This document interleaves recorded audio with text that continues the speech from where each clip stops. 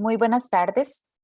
El Colegio de Ingenieros Civiles y la Comisión de Profesional Joven les da la bienvenida a la charla de esta tarde, Análisis de sitios de concentración de choques viales mediante la utilización de sistemas móviles para el inventario de carreteras en la Ruta Nacional 1.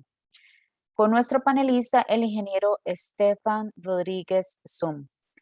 Él fue el ganador del primer concurso de investigación 2021 organizado por la Comisión de Profesional Joven.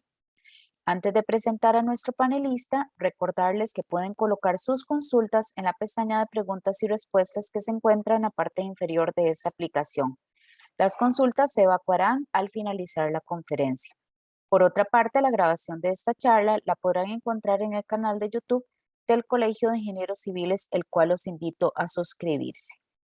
Ahora le doy la palabra a la ingeniera Angie Álvarez, coordinadora de la Comisión del Profesional Joven, el cual les expresará unas palabras. Bueno, muy buenas tardes. De parte de la Comisión de Profesional Joven, es un gusto que se incorporen a estas charlas que tenemos para ustedes.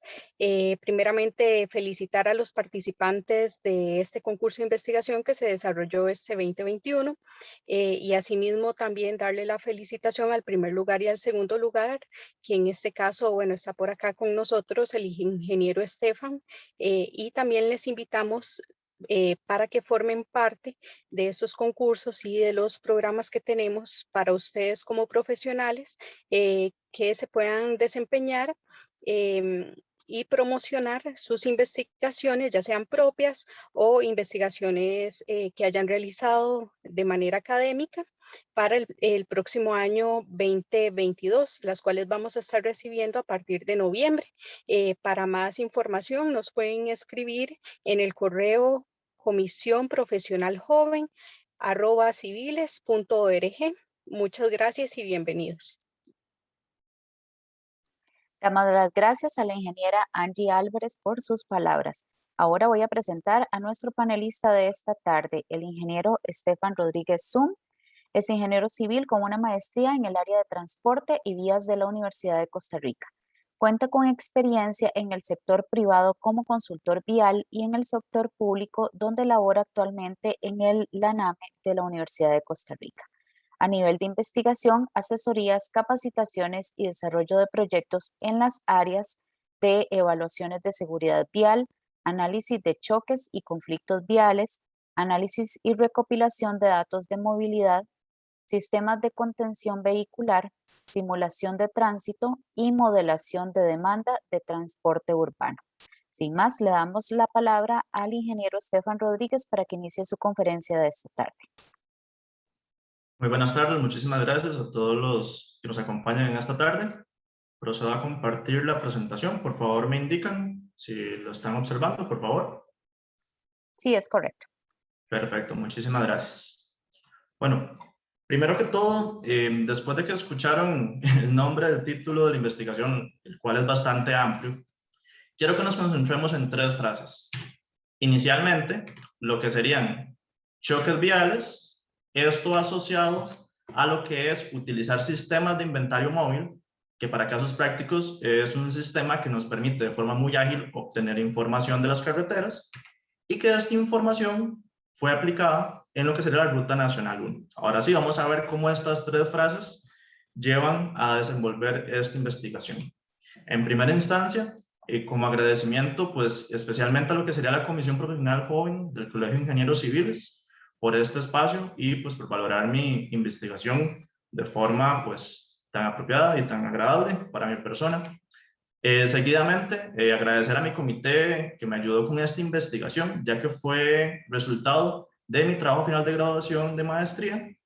Y por último, pero no menos importante, a mi pareja que me ha acompañado a través de todo este tiempo.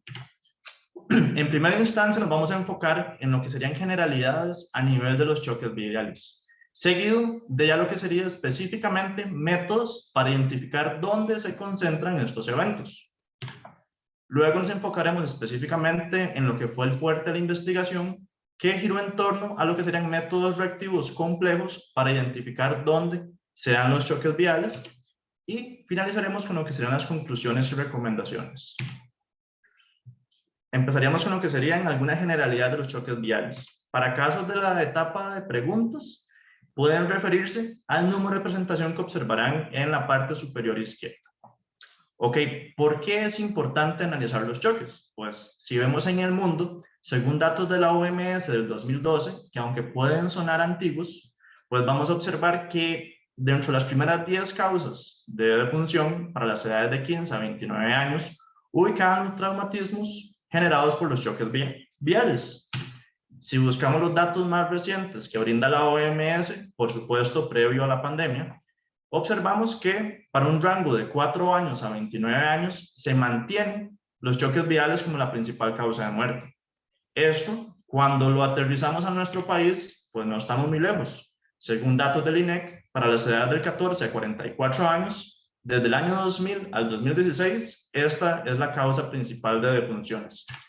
Y si valoramos del 2017 al 2019, tenemos la misma causa, pero ahora enfocada específicamente en los motociclistas. Cuando vemos los datos de defunciones en carreteras, pues a través del tiempo que logramos identificar. Número 1, los motociclistas son los más afectados por las defunciones. En este caso, para el 2019 representaban un 50% de todas las personas que fallecían en las vías. Seguido de los choques viales con vehículos privados, peatones, ciclistas y luego vehículos otros. Esto basado en datos del COSEBI.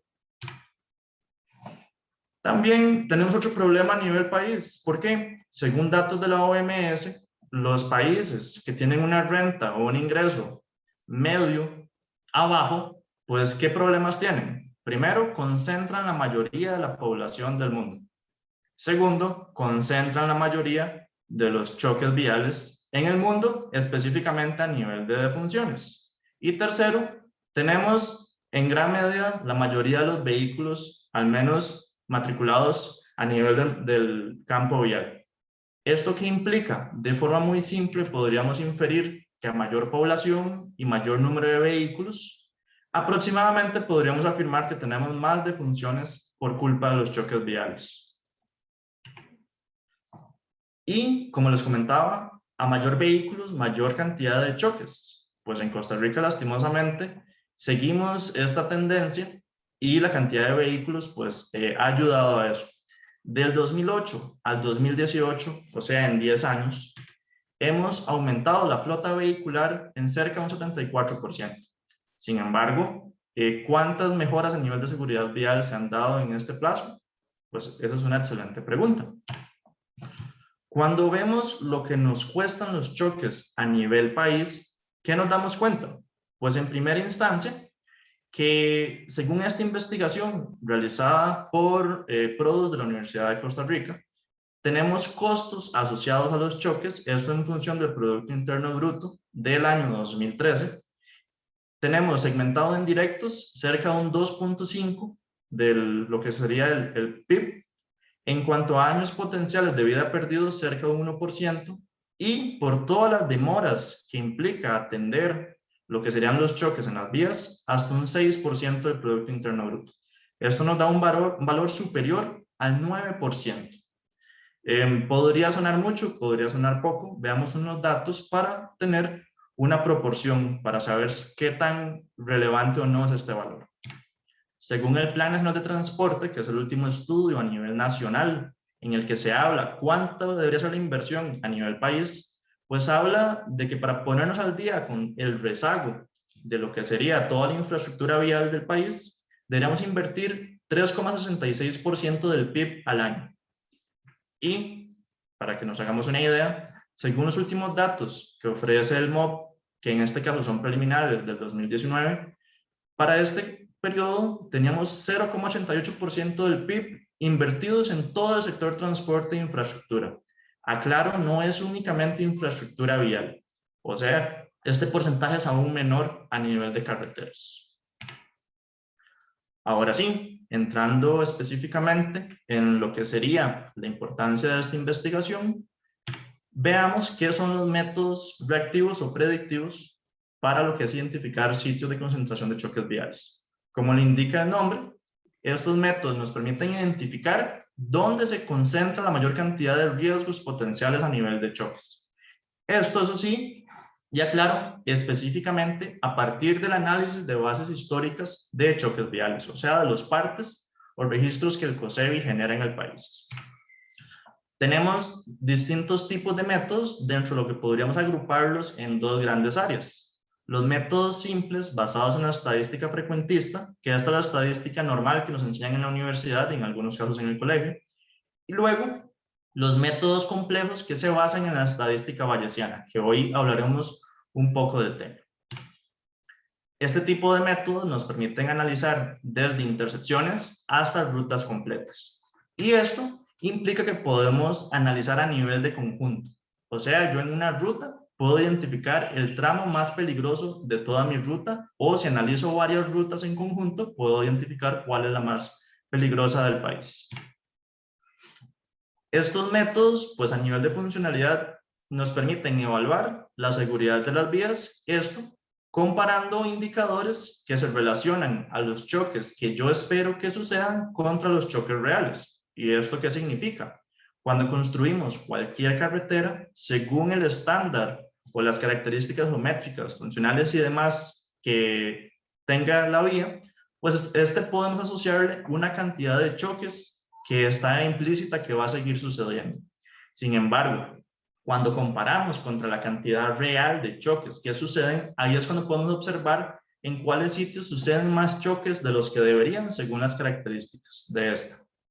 Cuando hablo de características de la vía o parámetros, podemos involucrar desde parámetros operativos, parámetros geométricos e inclusive parámetros del estado de la estructura de pavimento, el estado de la señalización, condiciones climáticas, entre otros. O sea, podemos observar que esta metodología es altamente personalizable, eso sí, siempre y cuando tengamos la información suficiente.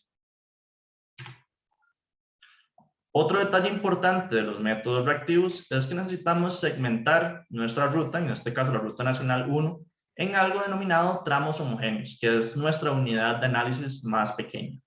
A manera de ejemplo, que podríamos observar que en este primer tramo homogéneo que podemos ver en verde, tenemos características funcionales específicas de este entorno donde hay un intercambio. Luego, en el tramo naranja, tenemos un paso a desnivel o un puente y justamente sus aproximaciones. Y esto nos da características funcionales y geométricas distintas. Seguido de esto, tenemos este tramo celeste, en el cual tenemos una vía de 3 carriles por sentido con división física. Y sumado a ello, tenemos bahías de autobús en ambos extremos. Entonces, vamos segmentando cada unidad de análisis en función de las características. Específicamente para esta investigación se analizó la Ruta Nacional 1, que es la que conecta San José, desde el Parque de la Sabana, hasta completamente el norte con Nicaragua en Peñas Blancas. Podemos observar que hay 3 segmentos, que son los que detallaremos en breve. Esta ruta tiene una extensión levemente superior a 287 kilómetros. Sin embargo, se eliminaron los últimos tramos, ya que tenían condiciones atípicas. Lo que es esta ruta de 287 kilómetros se segmentó en 378 tramos de análisis o tramos homogéneos. Y podemos observar que para el caso específico de análisis, que fueron segmentos de vía, para el periodo de choques 2012-2014 se identificaron cerca de 5,000 choques. Ahora, para el caso específico del tramo 1, que será el que comprende la autopista General Cañas, desde el Parque de la Sabana hasta lo que sería el puente sobre el río Segundo, este tramo pues tiene 14 kilómetros, se segmentó en 20 tramos homogéneos, pero eso no es lo más importante. Lo más importante es que en 14 kilómetros tenemos cerca de un 50% de los choques viales. Entonces, ¿qué podemos afirmar desde esta etapa preliminar en la que no hemos hablado de ningún método de forma específica? Que este tramo es sumamente peligroso y que generar mejoras en este tramo de la ruta de tan solo 14 kilómetros podría tener un efecto muy importante en lo que sería la accidentabilidad. Luego, el segundo tramo sería el denominado autopista Bernardo Soto, que va desde Río Segundo hasta San Ramón. En cerca de 42 kilómetros, concentra alrededor de 1.200 choques viales, lo que representa cerca de un 20% de los choques.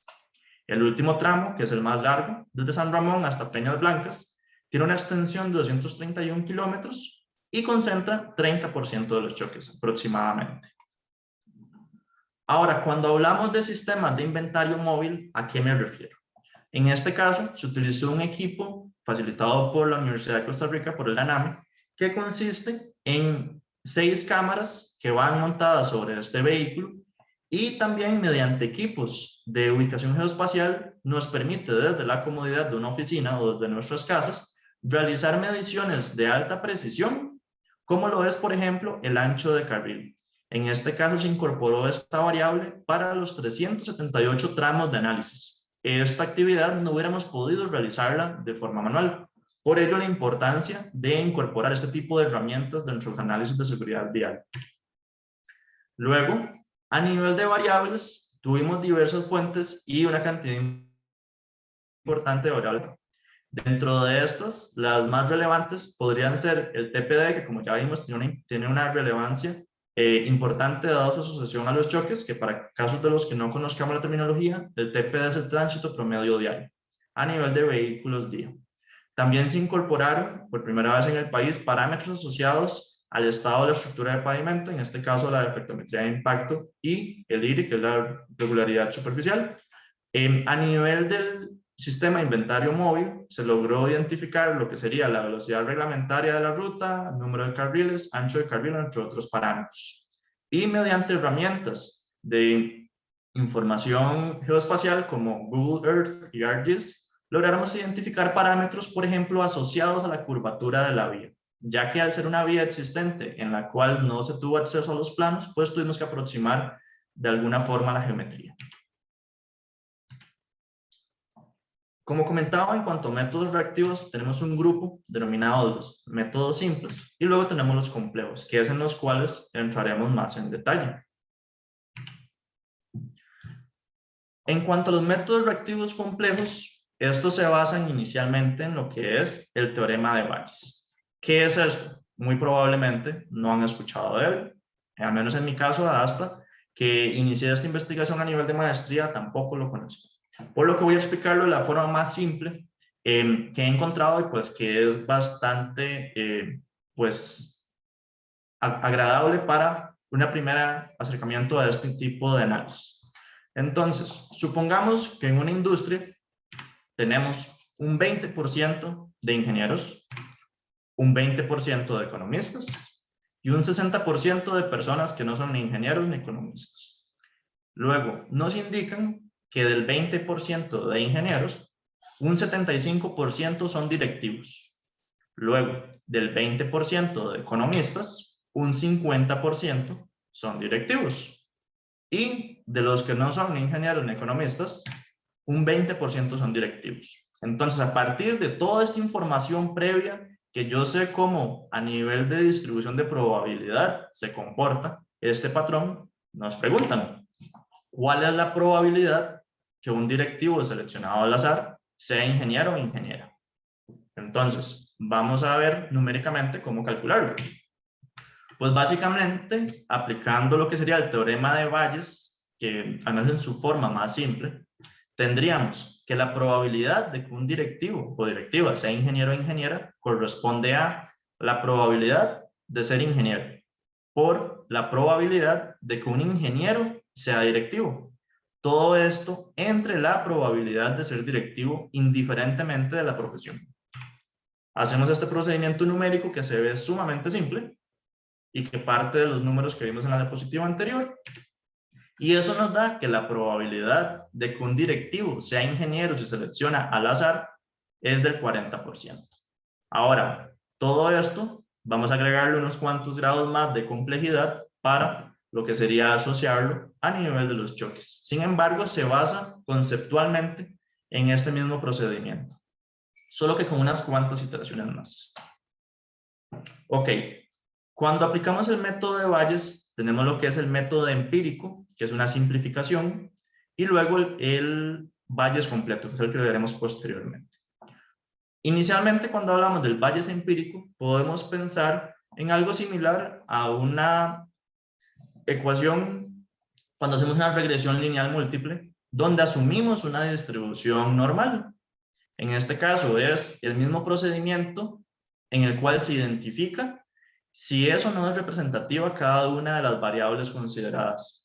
Eso sí, en el caso de Bayes empírico se considera una distribución binomial negativa, no una distribución normal.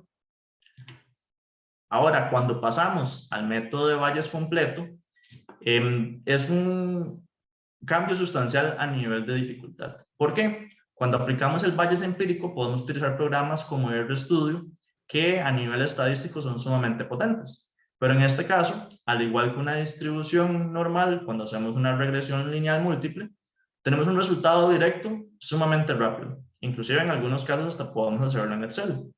Cuando hacemos el método de ajuste de Bayes completo, requerimos programas especializados que realicen cadenas de Markov. ¿Y por qué?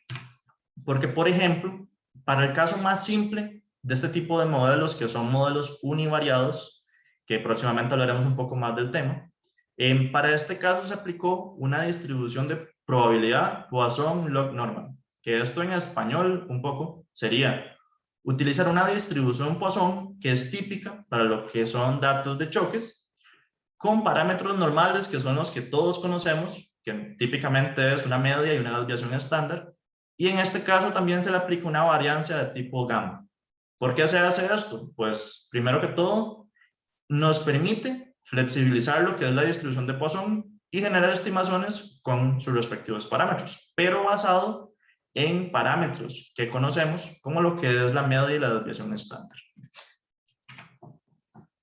Ahora sí, ¿cómo se ve esto a nivel de resultados? Pues si vemos la parte izquierda de esta tabla, es igual que el resultado que tendríamos de analizar distintas variables mediante una regresión normal.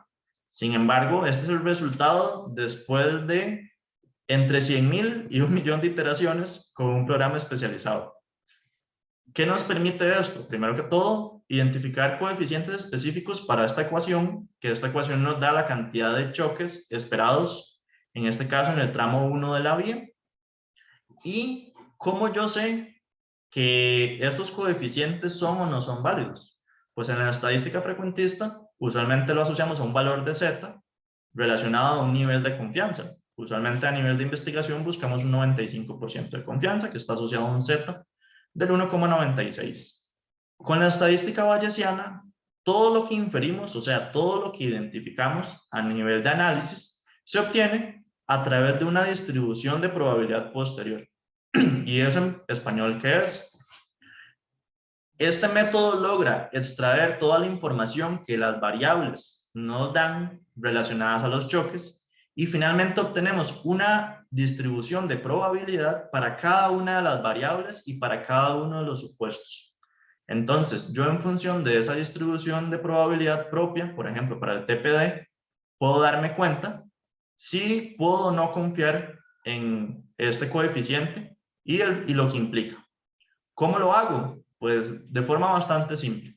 Para casos prácticos, si mi variable es positiva, yo esperaría que un 95% de mi distribución de probabilidad esté del lado positivo del eje. Y en el caso opuesto, si mi variable es negativa, yo esperaría que cuando evalúo, que aquí tengo los valores de mi distribución de probabilidad para el 2.5%, 5%, 95% y 97.5%, yo esperaría que mi distribución sea negativa en al menos un 95%. Y así yo puedo afirmar que tengo una confianza del 95% de que mi variable es significativa. Es lo que podemos observar en estas zonas, que en el caso del TPD todos los valores son positivos y en el caso aquí de la velocidad de 80 y velocidad de 90 km por hora, todos mis valores son negativos. Ahora, ¿cómo hago inferencias? Pues igual que con una ecuación típica. Si mi coeficiente es positivo, ¿qué me va a decir? Que en este caso, entre más alto sea el TPD, tengo una mayor cantidad de choques. Aquí podemos observar que tenemos un coeficiente bastante alto, ya que un valor esperable para este tipo de métodos debería ser un valor cercano a 1. Luego, a nivel de velocidades, en este caso, que era la velocidad reglamentaria, ¿qué nos arrojó el modelo? Pues que a mayor velocidad, menos choques, ya que tenemos un coeficiente negativo. Esto es completamente contraintuitivo, ya que esperaríamos que a mayor velocidad, mayor cantidad de choques. Sin embargo, esta es la velocidad reglamentaria.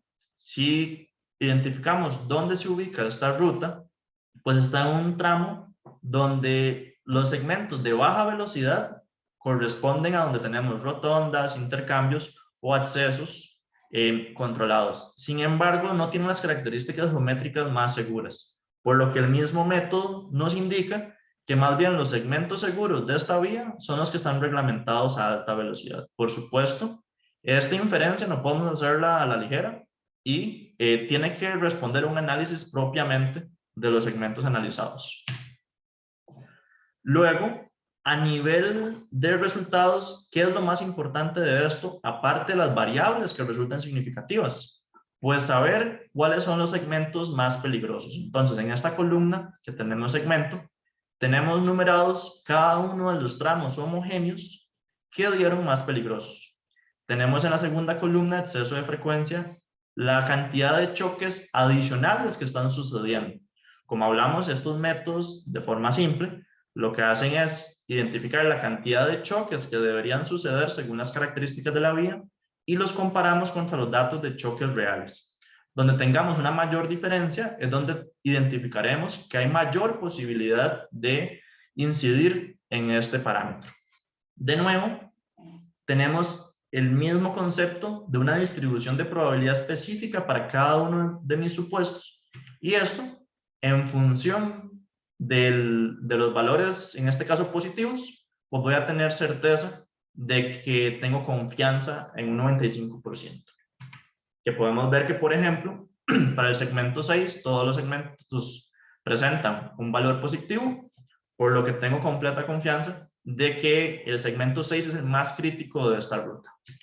Caso contrario, este segmento 19, a pesar de que tiene un exceso de frecuencia superior a 0, no tengo completa certeza de que esta afirmación sea cierta. ¿Por qué? Porque tengo valores menores al 95% con signos diferentes.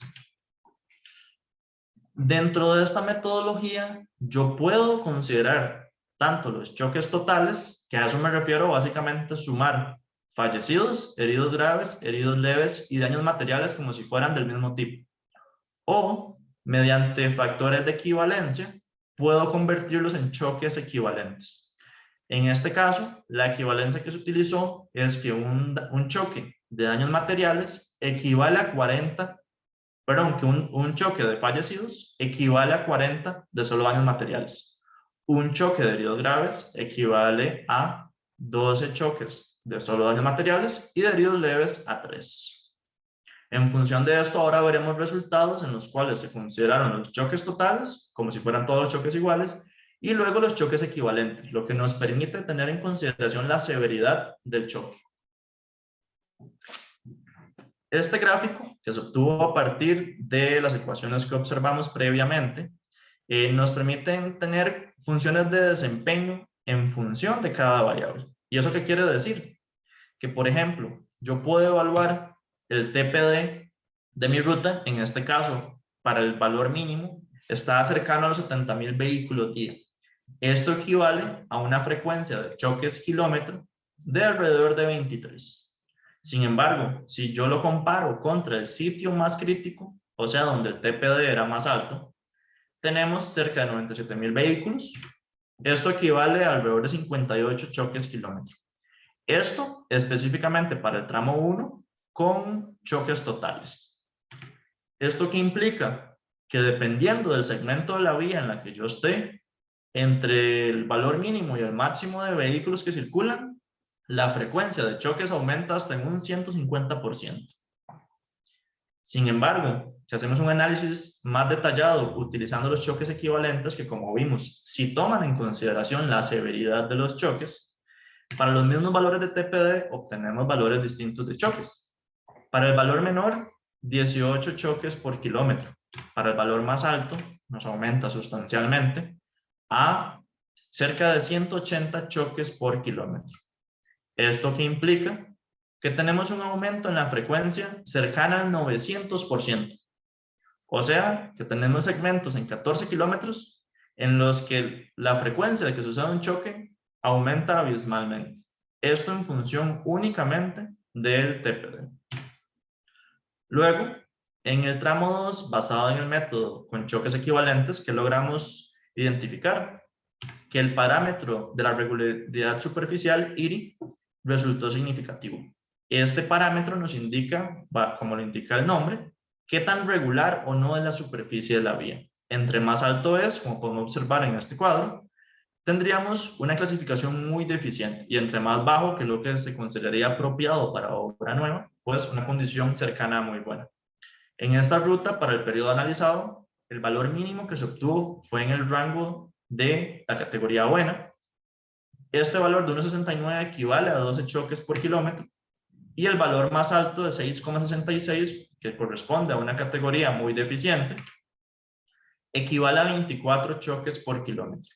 ¿Esto qué quiere decir?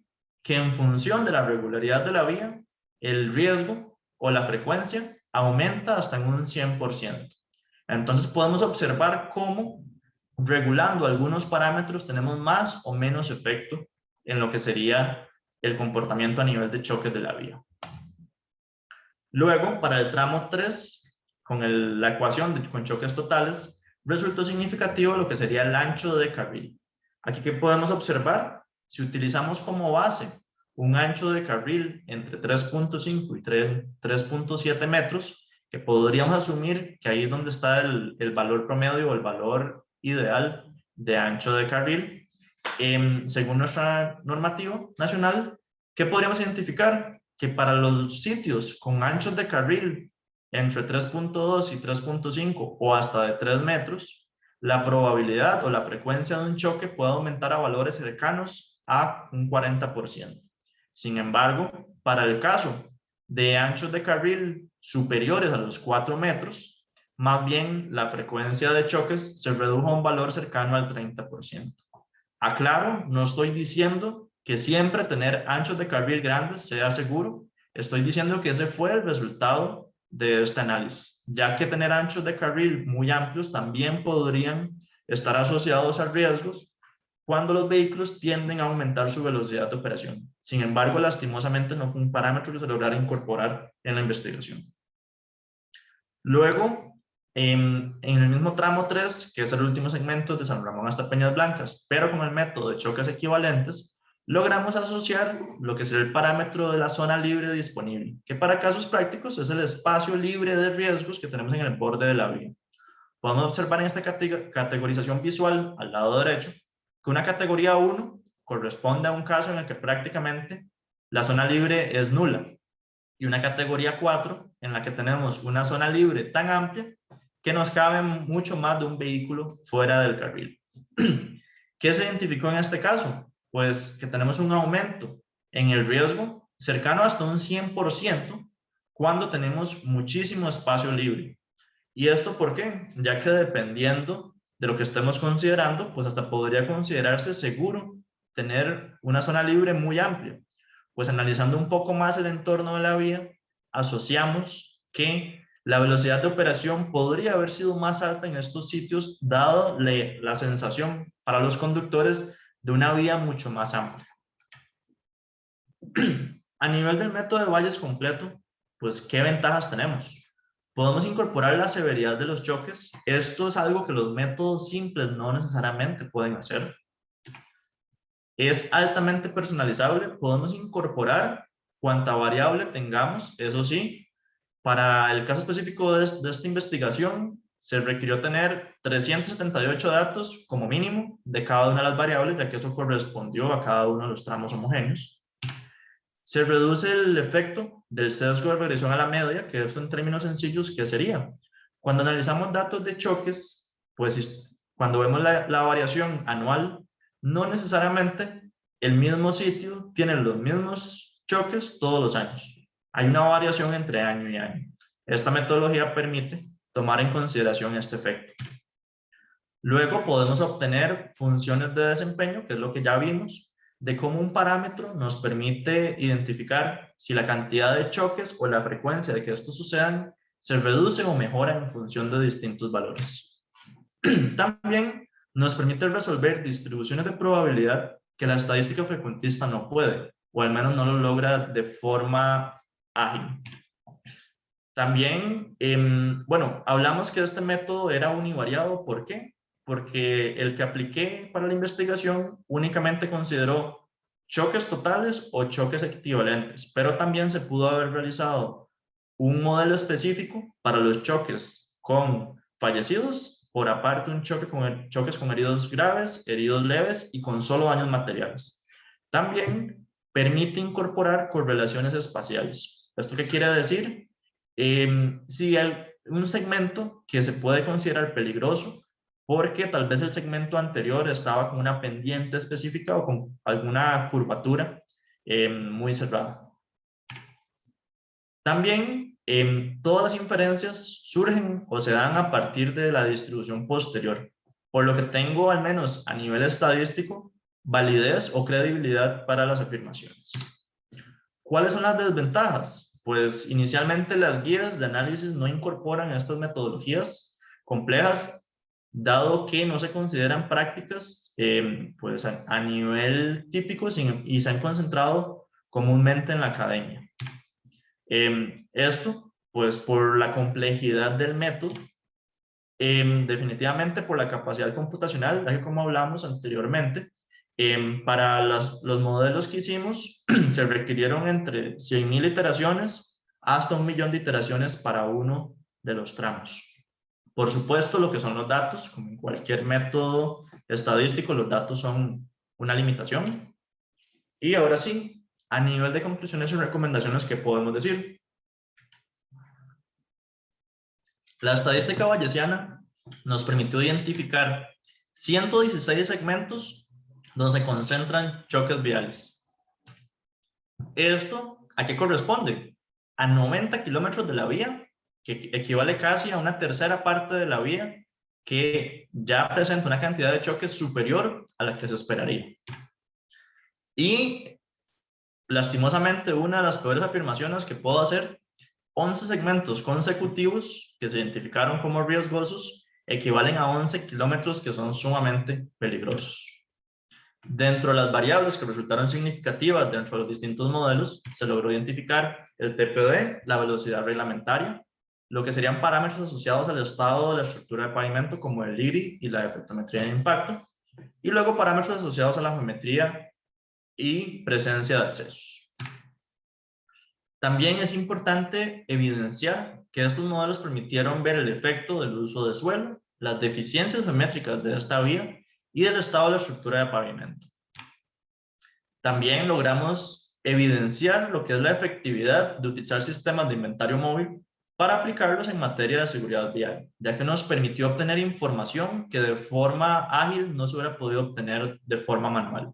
Ya que imaginen haber medido 378 veces el ancho de carril solo la Ruta Nacional 1, donde hay tramos de vía que tienen 3 carriles por sentido. También logramos evidenciar lo que es la aplicabilidad de modelos bayesianos en Costa Rica, esto inclusive con la escasez de datos. A nivel de recomendaciones, pues definitivamente seguir aplicando estos métodos, ya que nos brindan muchísima información, y lograr complementarlos con lo que serían metodologías proactivas, o sea, que no requieren datos de choques, como lo es la metodología de análisis de conflictos.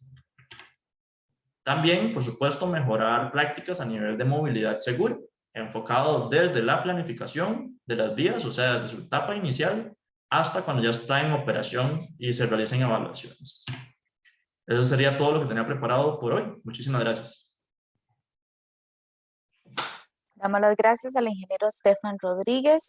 Abrimos el espacio para consultas. Por favor, colocarlas en la pestaña de preguntas y respuestas para poder contestarlas en vivo.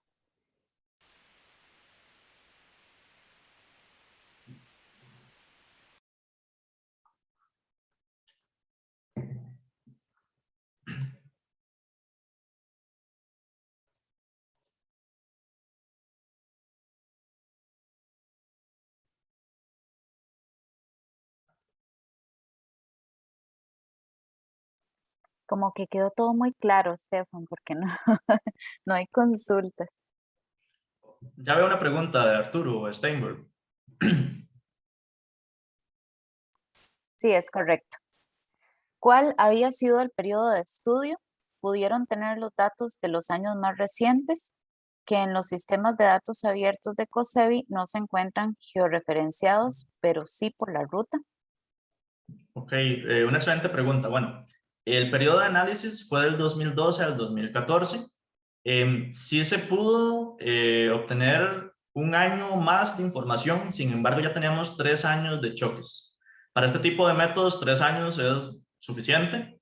Y también, pues como usted menciona, los datos que están abiertos del COSEBI no presentan, no se encuentran georreferenciados, pero sí por la ruta. Ok, tal vez aclaro esa afirmación.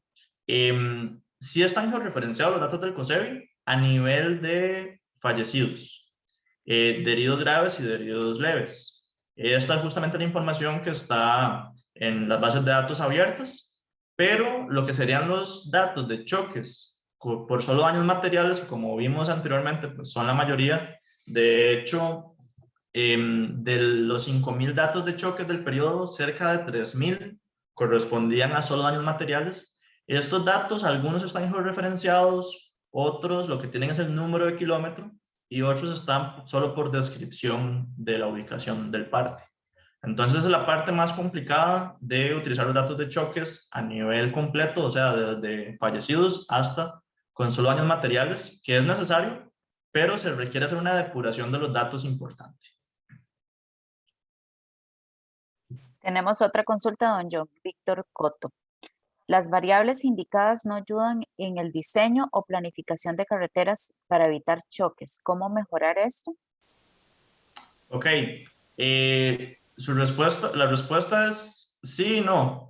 Por ejemplo, en cuanto a las variables, por ejemplo, en el estado de la estructura de pavimento, voy para devolverme un momento. Ok, estas son las variables que resultaron significativas en el total de métodos que se aplicaron en los distintos segmentos de la vía. Tenemos el TPD, por supuesto, concuerdo, no hay mucho que hacerle, eso es pues inherente a la vía, no podemos reducir la cantidad de vehículos. Lo que nos dio con la velocidad reglamentaria, de que en las zonas con una velocidad reglamentaria más alta, más bien resultaron ser más seguras, pues como se comentó previamente, estos analizando el tramo de la vía, ¿qué se infirió a partir de ello? De por qué un sitio con velocidad reglamentaria más alta, pues aunque sea contraintuitivo, era más seguro.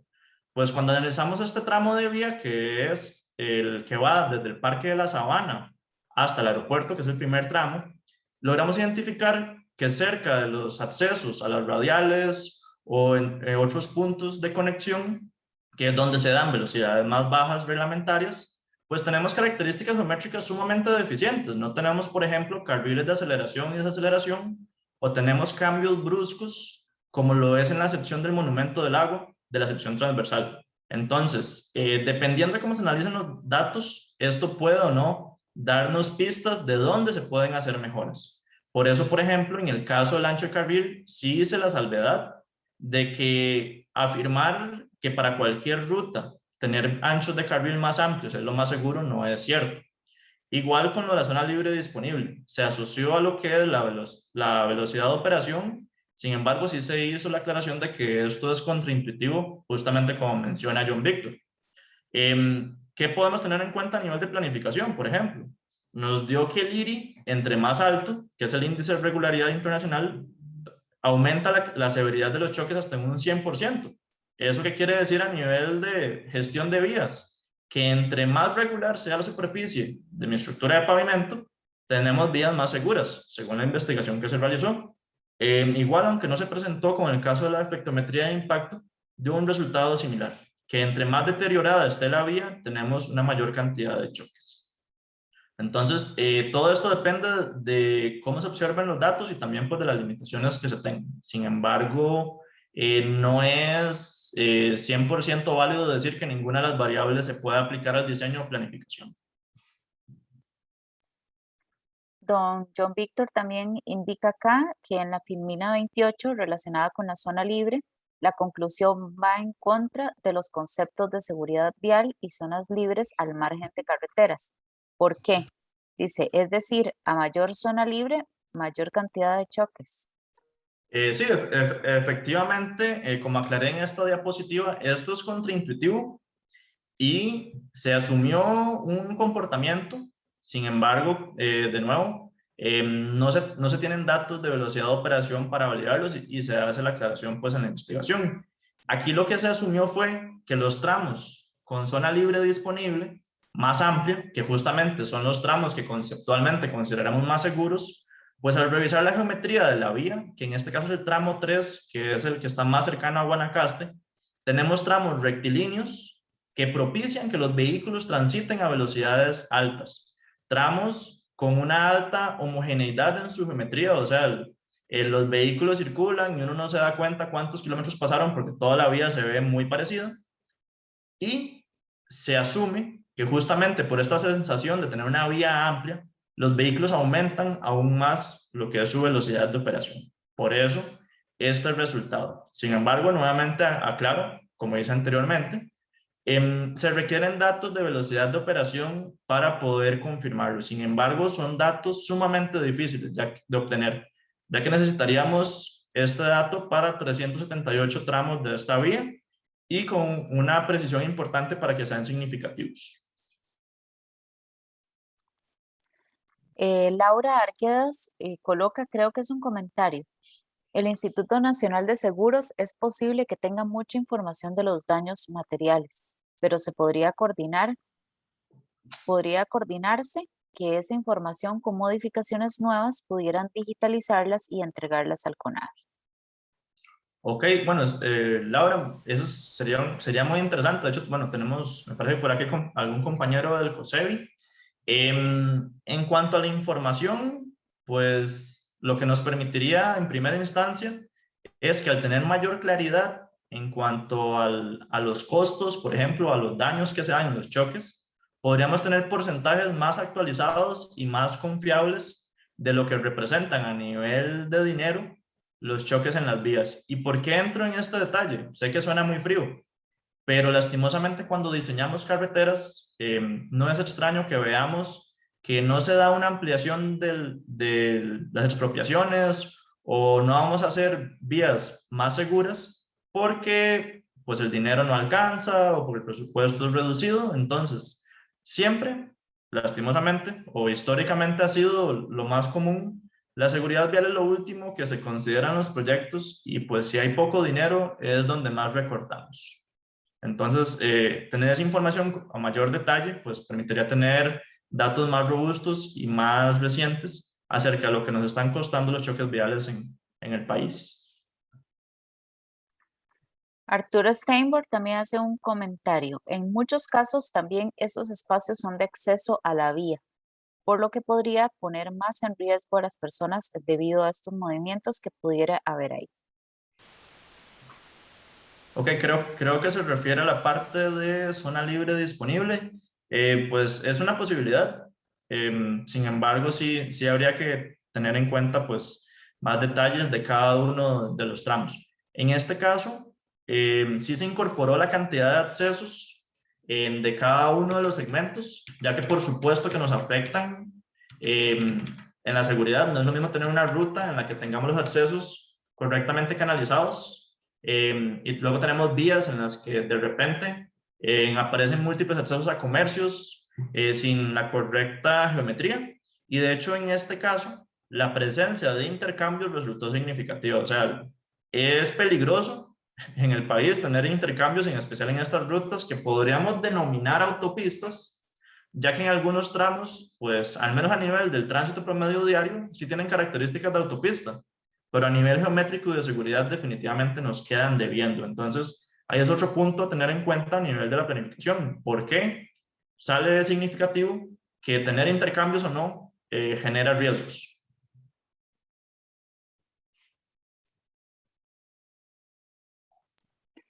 Esas eran las consultas que teníamos por acá. Queremos darle las gracias a todas las personas que se conectaron esta noche con nosotros. También al ingeniero Estefan Rodríguez por la excelente conferencia.